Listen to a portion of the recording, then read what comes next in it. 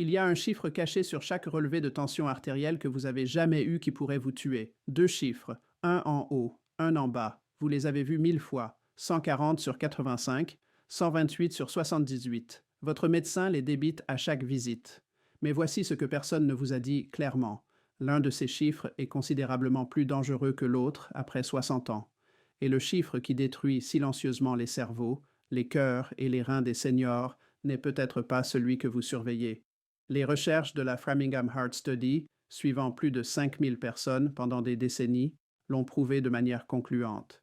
Un chiffre prédit le risque de crise cardiaque et d'AVC 2 à 3 fois plus précisément que l'autre chez les adultes âgés. Je suis Dr Curtis Langlotz et après 28 ans en tant que cardiologue, j'ai vu ce qui se passe quand les gens se concentrent sur le mauvais chiffre. J'ai tenu les mains de victimes d'AVC qui pensaient aller bien parce que la moitié de leur relevée semblait bonne.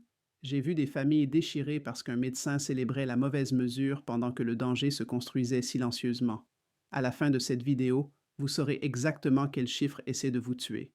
Vous comprendrez pourquoi cela change après 60 ans. Et vous saurez précisément quoi faire à ce sujet dès aujourd'hui. Mais je ne vous dis pas encore quel chiffre. Parce que si je le dis simplement, vous supposerez que vous le savez déjà. Vous penserez évidemment c'est celui du haut ou évidemment c'est celui du bas et vous partirez. Mais vous devez comprendre pourquoi votre âge change tout. Vous devez voir ce qui arrive quand quelqu'un surveille le mauvais chiffre. Restez avec moi. Cela pourrait être les 15 minutes les plus importantes que vous passez cette année. Commentez votre relevé de tension artérielle, le plus récent maintenant. Les deux chiffres. Je veux voir avec quoi nous travaillons. D'abord, laissez-moi m'assurer que vous comprenez vraiment ce que ces deux chiffres représentent, parce que la plupart des gens ne le savent pas. Quand ce brassard serre votre bras, il mesure la force du sang poussant contre les parois de vos artères, mais la tension artérielle n'est pas constante. Elle pulse à chaque battement de cœur. C'est pourquoi vous obtenez deux chiffres. Le chiffre du haut est la pression systolique. C'est la pression de pointe, la force maximale quand votre cœur se contracte et pousse le sang. Pensez-y comme une vague s'écrasant contre une digue. C'est le moment de pression la plus élevée. Le chiffre du bas est la pression diastolique. C'est la pression minimale entre les battements de cœur quand votre cœur se détend. C'est le calme entre les vagues. Donc, quand votre relevé dit 145 sur 82, cela signifie que votre pression de pointe est de 145 mm de mercure et votre pression au repos est de 82.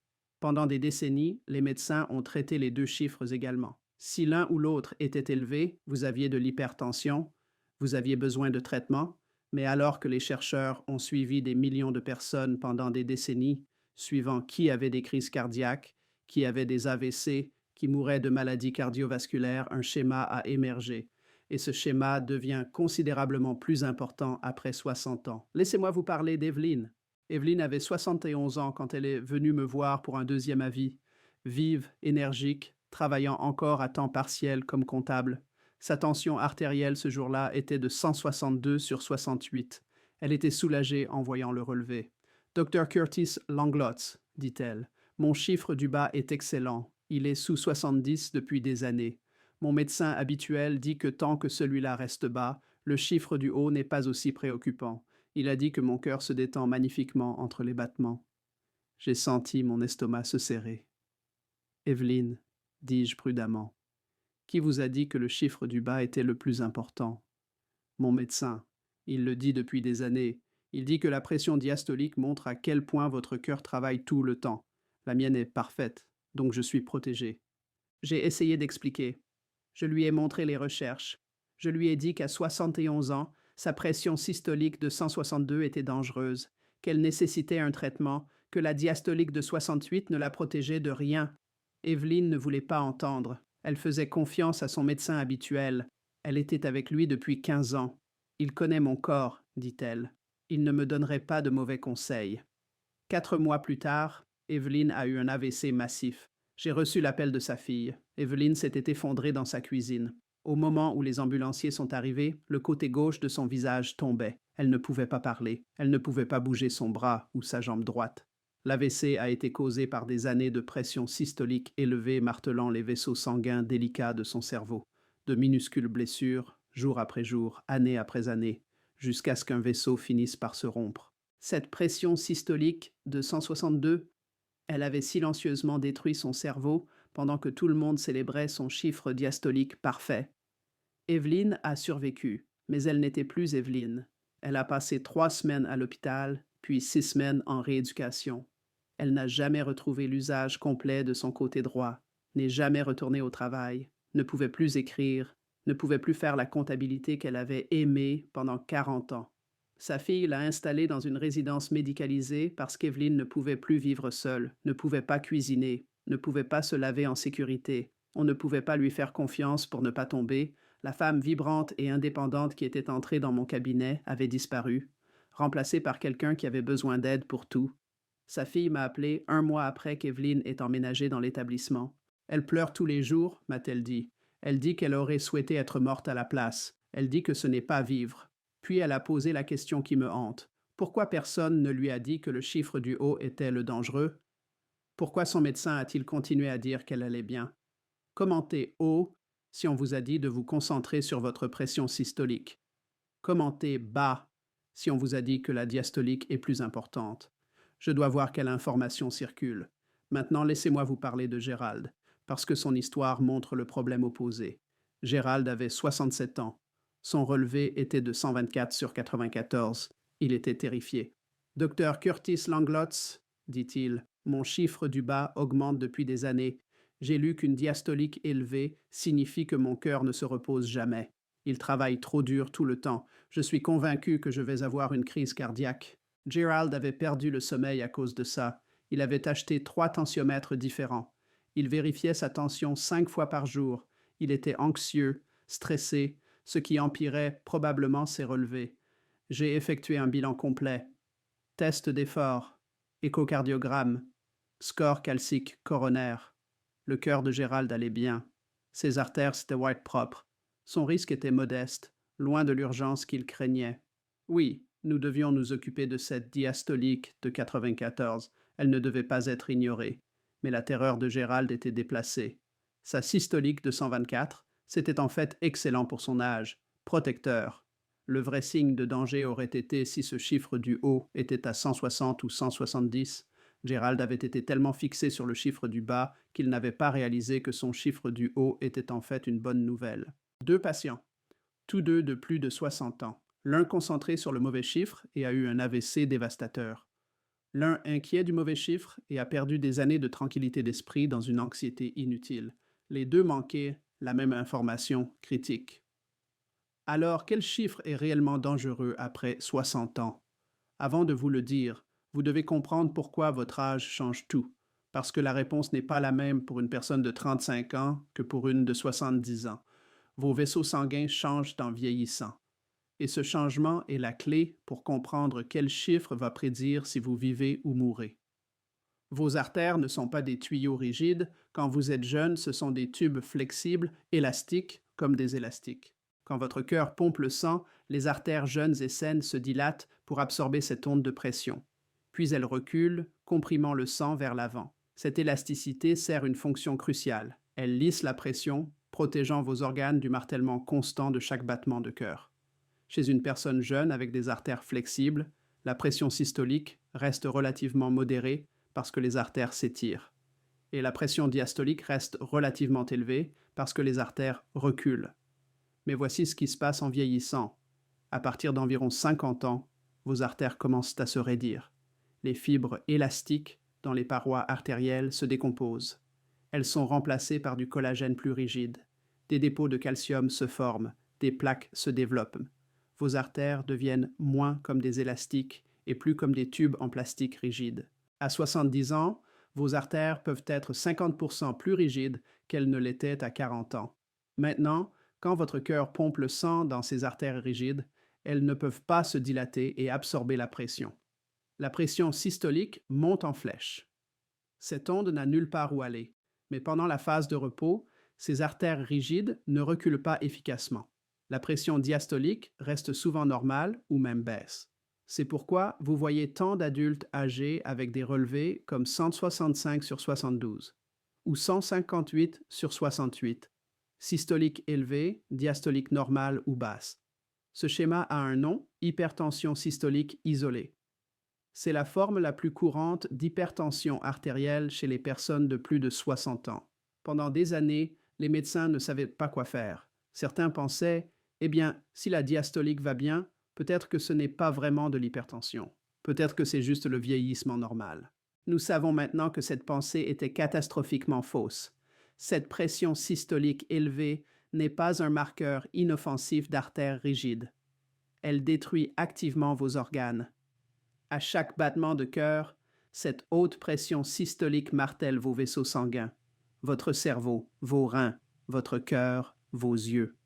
Pensez-y, 60 à 80 battements par minute, 3600 à 4800 battements par heure, plus de 100 000 battements par jour, des millions de battements par an, chacun délivrant cette pression élevée, chacun causant des dommages microscopiques, chacun vous rapprochant de l'AVC, de la crise cardiaque, de l'insuffisance rénale, de la démence. Alors laissez-moi être absolument clair. Si vous avez plus de 60 ans, votre pression artérielle systolique, le chiffre du haut, est le chiffre le plus dangereux. C'est le chiffre qui est le plus susceptible de prédire si vous aurez une crise cardiaque ou un AVC. C'est le chiffre que la recherche montre être 2 à 3 fois plus prédictif de mort cardiovasculaire que la pression diastolique chez les adultes âgés. C'est le chiffre que vous devez surveiller. La Framingham Heart Study l'a prouvé. L'étude MRFIT suivant 300 000 hommes l'a confirmé. Étude après étude pointe vers la même conclusion. Après 60 ans, la pression systolique est ce qui essaie de vous tuer. Pas la diastolique, la systolique, le chiffre du haut, la pression de pointe, celle qui monte en flèche à chaque battement de cœur et martèle vos organes sans relâche. Le médecin d'Evelyn s'est trompé. Il a célébré sa diastolique de 68 pendant que sa systolique de 162 détruisait son cerveau. Et elle en a payé le prix. Commentez « Je ne savais pas » si cette information est nouvelle pour vous. Commentez « Je savais » si vous compreniez déjà que la systolique compte plus après 60 ans. Je veux voir combien de personnes ont reçu les bonnes informations. Maintenant, laissez-moi vous montrer exactement ce que la pression systolique élevée fait à votre corps. Parce que quand vous comprendrez les dommages, vous n'ignorerez plus jamais ce chiffre du haut. Votre cerveau est le plus vulnérable. Les petits vaisseaux sanguins alimentant votre tissu cérébral ne peuvent pas gérer une pression élevée chronique. Ils développent des microanévrismes, de minuscules points faibles qui peuvent se rompre et causer un AVC hémorragique. Ou ils deviennent rétrécis et bloqués, causant un AVC ischémique. Mais voici ce que la plupart des gens ne réalisent pas. Même si vous n'avez jamais d'AVC majeur, la haute pression systolique chronique cause des milliers de minuscules AVC silencieux. Des zones microscopiques de tissu cérébral meurent. Vous ne les sentez pas se produire. Avec le temps, cela mène à la démence vasculaire. Perte de mémoire, confusion, difficulté à penser, changement de personnalité. Beaucoup de cas de ce que les familles appellent juste vieillir ou même Alzheimer sont en fait une démence vasculaire due à des années de pression systolique non contrôlée. Le cerveau était tué par la tension artérielle et personne ne le savait. Votre cœur souffre aussi. Pour pousser le sang dans des artères rigides à haute pression, votre muscle cardiaque doit générer une force énorme. Avec le temps, le muscle s'épaissit en essayant de suivre. Cet épaississement s'appelle l'hypertrophie ventriculaire gauche. Un cœur épaissi est un cœur plus rigide. Il ne se remplit pas correctement. Il ne pompe pas efficacement. C'est ainsi que l'insuffisance cardiaque se développe. Pas d'une seule crise cardiaque dramatique, mais d'années de votre cœur luttant contre une pression systolique élevée. Vos reins sont détruits. Vos reins contiennent des millions de minuscules unités de filtration, chacune alimentée par des vaisseaux sanguins délicats. La pression systolique élevée endommage progressivement ces vaisseaux. Une fois que la fonction rénale commence à décliner, vos reins ne peuvent plus réguler correctement la tension artérielle, ce qui aggrave l'hypertension, ce qui endommage davantage les reins. Un cercle vicieux qui peut finir en dialyse. Et voici la cruelle ironie concernant la diastolique. Bien qu'une systolique élevée soit le danger principal, une diastolique très basse chez les adultes âgés crée son propre problème. Vos artères coronaires, les vaisseaux alimentant votre muscle cardiaque, se remplissent principalement pendant la phase de repos entre les battements. Si la diastolique tombe trop bas, en dessous de 60 ou surtout en dessous de 50, votre cœur peut ne pas recevoir un flux sanguin adéquat. C'est pourquoi certains adultes âgés ont des douleurs thoraciques et même des crises cardiaques malgré des artères coronaires propres. C'est appelé ischémie de demande. Le cœur ne reçoit pas assez de sang pendant la diastole. Donc la situation idéale n'est pas une systolique très élevée avec une diastolique très basse. L'idéal est que les deux chiffres soient contrôlés de manière appropriée. Mais si nous devions prioriser, si nous ne pouvions contrôler qu'un seul chiffre, les preuves sont écrasantes. Contrôler la systolique, c'est la tueuse. Laissez-moi vous parler d'Arthur, parce que son histoire montre ce qui se passe quand vous faites les choses correctement. Arthur avait 74 ans. Sa tension artérielle avait été à 168 sur 76 pendant des années. Son médecin précédent s'était concentré sur la diastolique, qui semblait bien. Personne n'avait traité la systolique agressivement. Arthur est venu me voir après que son frère ait eu un AVC. Ça lui a fait peur et il a voulu un deuxième avis. J'ai expliqué les recherches. Je lui ai dit que sa systolique de 168 était une bombe à retardement, que chaque jour qu'elle restait élevée, son risque d'AVC augmentait. Mais mon chiffre du bas est parfait, dit-il. Votre chiffre du bas est sans importance, lui ai-je dit. À 74 ans, votre chiffre du haut est ce qui va déterminer si vous avez un AVC ou non. Nous devons le faire baisser. Nous avons commencé le traitement. Changement de mode de vie d'abord. Restriction de sodium, perte de poids, marche quotidienne. Puis médication quand le mode de vie seul n'était pas suffisant. En 4 mois, la systolique d'Arthur est passée de 168 à 134. Sa diastolique est restée autour de 72. Les deux chiffres maintenant dans une plage sûre. C'était il y a 6 ans. Arthur a maintenant 80 ans, vit toujours de manière indépendante, toujours vif, marche encore 3 kilomètres tous les matins. Pas d'AVC, pas de crise cardiaque, pas de problèmes rénaux. Son frère, celui qui a eu l'AVC, est dans une maison de retraite, ne peut pas marcher, ne peut pas se nourrir lui-même. Deux frères, génétique similaire, résultats complètement différents. La différence? Arthur a découvert quel chiffre comptait et a agi. Son frère ne l'a pas fait. Arthur me dit à chaque visite: vous m'avez sauvé la vie en me disant la vérité sur ce chiffre du haut. Personne d'autre ne l'aurait dit aussi clairement. Commentez votre âge et votre chiffre systolique le plus récent, juste le chiffre du haut, comme ceci: 72, systolique 148 ou 65, systolique 128. Je veux voir où en sont les gens. Maintenant, laissez-moi vous donner exactement quoi faire avec cette information. Étape 1. Connaissez votre chiffre systolique. Pas votre tension artérielle d'il y a 6 mois lors d'une visite médicale. Votre systolique actuelle, mesurée à la maison plusieurs fois. Achetez un tensiomètre domestique validé. Ils sont peu coûteux et disponibles partout. Vérifiez votre tension matin et soir pendant une semaine. Notez chaque relevé. Calculez votre systolique moyenne. C'est votre véritable base de référence. Les relevés au cabinet peuvent être artificiellement élevés à cause du syndrome de la blouse blanche ou artificiellement bas si vous vous êtes précipité. Les relevés à domicile vous donnent la réalité. Étape 2. Connaissez vos objectifs. Directives actuelles de l'American Heart Association. Pour la plupart des adultes de plus de 65 ans, l'objectif est une systolique en dessous de 130. Pour les adultes âgés très en bonne santé, certaines preuves suggèrent qu'en dessous de 120 est encore mieux. Pour les personnes âgées fragiles ou celles de plus de 80 ans avec plusieurs problèmes de santé, des objectifs de 130 à 140 peuvent être plus appropriés pour éviter les complications d'un traitement excessif. Si votre systolique moyenne est au-dessus de 130, surtout si elle est au-dessus de 140, vous devez agir. Étape 3. Mettez en œuvre des changements de mode de vie. Ceux-ci peuvent réduire la systolique de 10 à 20 points chez certaines personnes. Restriction de sodium, réduire à moins de 2000 mg par jour. Cela seul peut faire baisser la systolique de 5 à 10 points. Perte de poids, chaque kilo perdu fait baisser la systolique d'environ 1 point. Perdez 10 kg, baissez de 10 points. Exercice, 30 minutes d'activité aérobique modérée la plupart des jours. La marche compte, cela améliore la flexibilité artérielle avec le temps. Limitez l'alcool. Plus de 2 verres par jour augmente significativement la systolique. Gestion du stress. Le stress chronique élève constamment la tension artérielle. Méditation, respiration profonde, tout ce qui fonctionne pour vous. Étape 4. Parlez à votre médecin de médication si nécessaire. Pour la plupart des personnes de plus de 60 ans, avec une systolique au-dessus de 140 ou 150, le mode de vie seul ne suffira pas. La médication est généralement nécessaire. Ce n'est pas un échec. Pour des artères rigides et vieillissantes, la médication est souvent salvatrice. Beaucoup de gens ont besoin de 2 ou 3 médicaments pour contrôler adéquatement la systolique. C'est normal. Ce n'est pas excessif. Si un médicament cause des effets secondaires, dites-le à votre médecin. N'arrêtez pas simplement de le prendre. Il y a beaucoup d'options. Presque tout le monde peut trouver une combinaison qui fonctionne. Étape 5. Surveillez de manière cohérente. Vérifiez votre tension artérielle à la maison au moins une fois par semaine, une fois que vous êtes stable. Tenez un journal. Apportez-le à chaque rendez-vous médical. Vos besoins changeront avec le temps. La fonction rénale change. D'autres médicaments sont ajoutés.